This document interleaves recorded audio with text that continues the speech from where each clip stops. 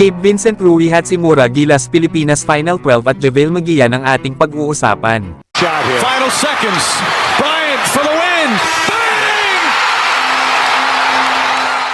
Cape Vincent todo na ang ensayo na ginagawa para sa Lakers. At ipinakita nga ang isang video na kung saan ay nagpa-practice ito ng kanyang moves na gagawin para sa paparating na NBA season. Alam naman natin na isa si Gabe Vincent sa mga nagdala sa Miami Heat para makapasok sila ng NBA Finals. Nakilala nga itong si Gabe Vincent dahil sa kanyang shooting at pagiging defensive guard. Na malaki talaga ang matutulong nito para sa Lakers. Pero bukod naman kay Gabe Vincent ay kasama naman ni Rui Hachimura itong si LeBron na nagpa-practice sa Lakers facilities. Na dito mga ay kitang-kita naman na todo ang pag-eensayo ni Hachimura sa kanyang shooting. Na ito nga ang isa sa mga ginamit niya sa playoffs dahilan kung bakit nahirapan talaga ang mga kalaban ng Lakers sa postseason. Kaya kung lalo pang mai-improve ni Hachimura ang kanyang shooting ay tiyak na malaking banta ito sa mga kalaban ng Lakers. Lalo at isa din ito sa mga scorer, rebounder at best defender ng Lakers. Na malaking tulong nga dito ang makasama ang isang LeBron James sa ginagawa nitong pag-eensayo.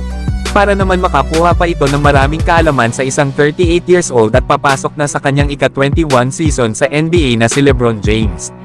Pero kayo mga idol, ano ang masasabi nyo sa paghahanda na ginagawa nila Gabe Vincent at Rui Hachimura? Sa ibang balita naman mga idol, sa wakas official nang inilabas ang Final 12 ng Gilas Pilipinas para sa paparating na FIBA World Cup na gaganapin dito sa ating bansa. Ayon pa sa revelasyon ni Homer Sison ng Spin.ph, ay sinabi na nga nito kung sino ang mga nakot at pumasok sa Final 12.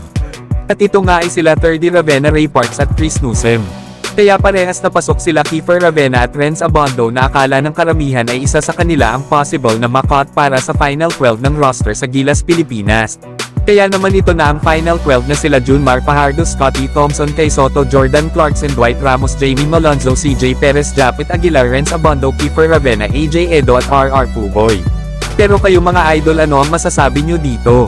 At para naman sa huling pag-uusapan mga idol, good news naman ito para sa Los Angeles Lakers.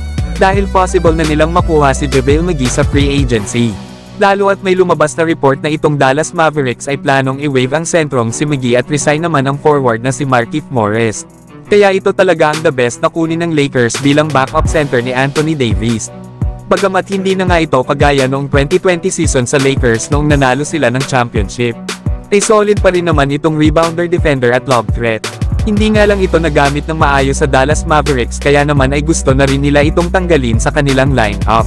Kaya kapag nagkataon ay sobrang laki na ng roster ng Lakers mga idol. Lalo at isang ang 7-footer itong si JaVale McGee. Pero kayo mga idol, ano ang masasabi nyo dito? So hanggang dito na lang tayo mga idol. At huwag nyo naman kalimutan mag-subscribe bilang pagsuporta.